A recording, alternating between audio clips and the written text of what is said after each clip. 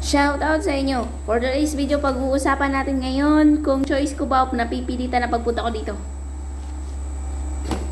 For being a OFW, magsishare ako sa inyo ng kaunti tungkol sa akin sarili kung bakit ako pumunta dito or bakit mas gusto ko magtrabaho dito.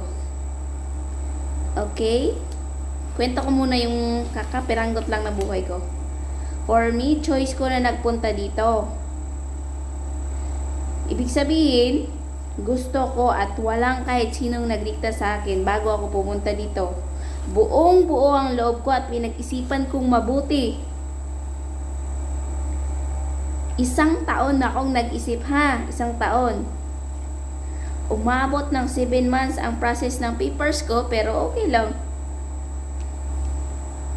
Ang mga natutunan ko dito sa loob ng isang taon dito sa Kuwait ay nakilala ko ang aking sarili. Pangalawa, meron pa pala akong mas magagawa pa